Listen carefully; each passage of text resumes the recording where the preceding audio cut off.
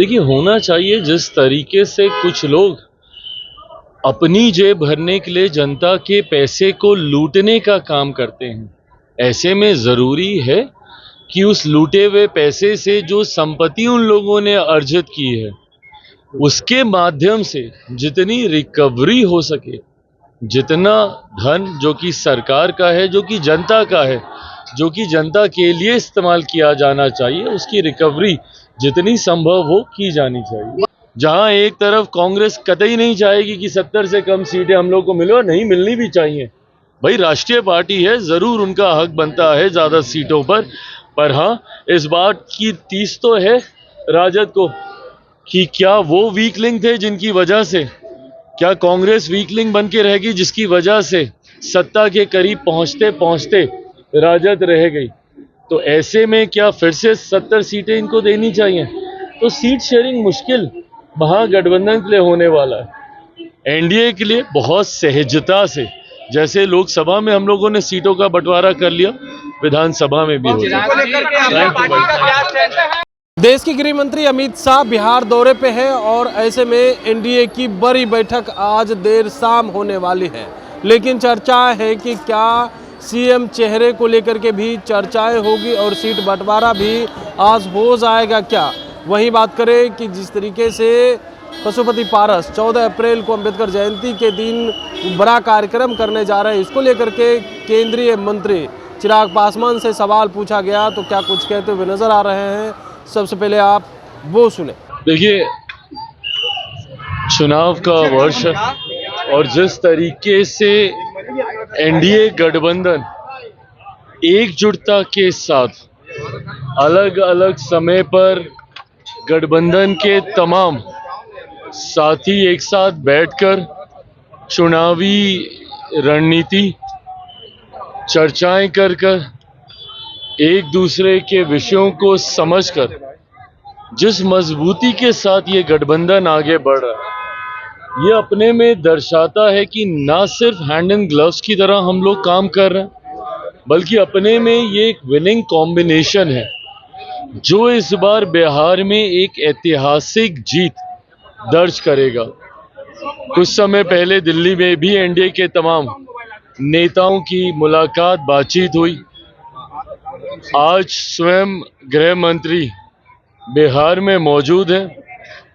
जनसंपर्क कर जनता के माध्यम से तो वो इस बात को समझेंगे ही कि जनता की इस गठबंधन से क्या आशाएं हैं, पर साथ ही में गठबंधन के साथियों के साथ बातचीत से भी कैसे हम लोग चुनाव में अपने प्रदर्शन को और मजबूत और बेहतर कर सकें, इस दिशा में भी आज चर्चा होगी।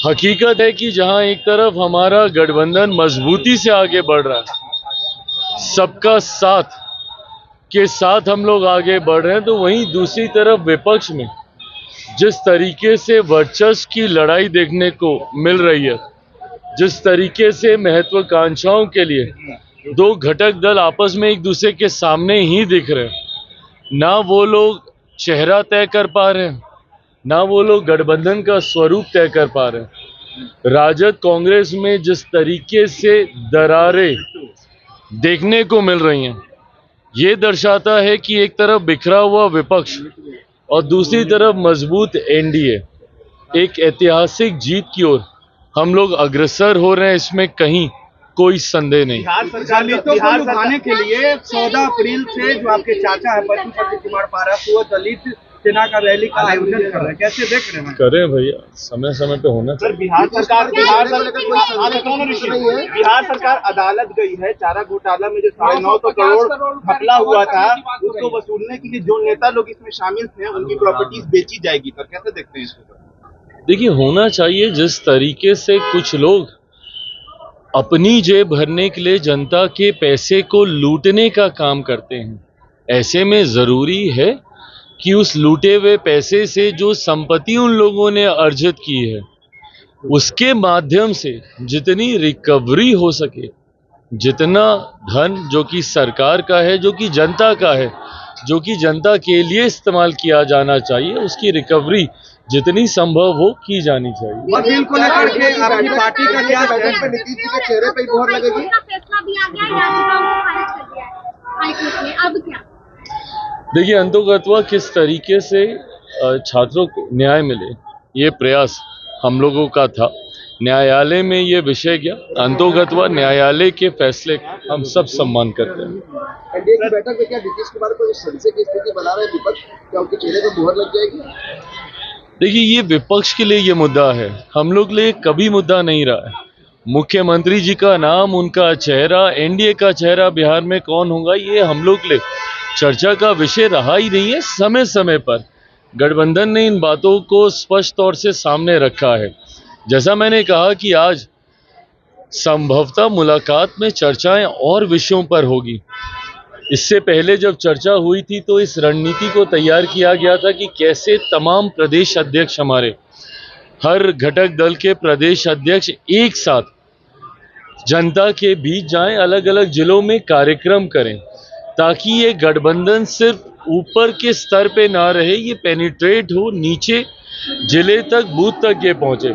और मुझे खुशी है कि इसके जो परिणाम हम लोग को देखने को मिल रहे हैं, जिस तरीके से हर जिले में ये कार्यक्रम आयोजित हुआ, पांचों दल के प्रदेश अध्यक्ष का एक साथ मूवमेंट रहा पूरे प्रदेश भर में, इससे ना सिर्फ हमारा गठबंधन मजबूत हुआ बल्कि बूथ स्तर तक के हमारे जो कार्यकर्ता हैं उनमें ये एकजुटता का संदेश गया, जिसका यकीनन लाभ हम लोगों को विधानसभा के चुनाव में मिलेगा।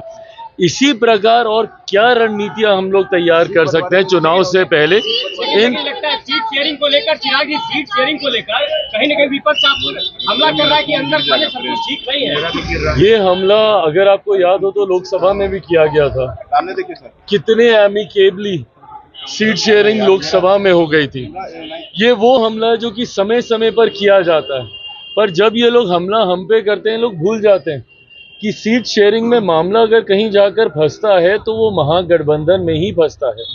महागठबंधन की प्रेस कॉन्फ्रेंस से ही इनके घटक दल को पीठ में खंजर भोंका गया, कह के उठ के जाना पड़ता है। तो सीट शेयरिंग सहज कभी महागठबंधन के लिए नहीं रहा। अभी तो 60 सीटें कितनी बार दी थी कांग्रेस को पिछली बार, 60-70 सीटें जो भी दी थी, 70 सीटें। तो अभी तो वर्चस्व की लड़ाई वहां पे भी होगी, जहां एक तरफ कांग्रेस कतई नहीं चाहेगी कि 70 से कम सीटें हम लोग को मिले, और नहीं मिलनी भी चाहिए। भाई राष्ट्रीय पार्टी है, जरूर उनका हक बनता है ज्यादा सीटों पर हाँ, इस बात की तीस तो है राजद को कि क्या वो वीक लिंक थे जिनकी वजह से, क्या कांग्रेस वीक लिंक बन के रहेगी जिसकी वजह से सत्ता के करीब पहुंचते पहुंचते राजद रह गई। तो ऐसे में क्या फिर से 70 सीटें इनको देनी चाहिए? तो सीट शेयरिंग मुश्किल महागठबंधन के लिए होने वाला है। एनडीए के लिए बहुत सहजता से, जैसे लोकसभा में हम लोगों ने सीटों का बंटवारा कर लिया, विधानसभा में भी हो। तो आपने सुना कैसे जो है चिराग पासवान वो बैठक को लेकर के कह रहे हैं और सीट बंटवारे को लेकर के कहते हुए नजर आ रहे हैं। भाई पशुपति पारस पर भी बोला है, लेकिन विपक्ष जो सवाल उठा रहे हैं उसको लेकर के खूब बोल रहे हैं और कह रहे हैं कि देखिए ये लोग जो बोल रहे हैं तो इन लोगों से पूछिए कि जब सीट शेयरिंग की बात है महागठबंधन में तो 2020 में कैसे बीच मीटिंग से उठ करके भाग गए थे और कह रहे थे पीठ में खंजर भोंका गया है। कमलेश कुमार, लाइव बिहार, पटना।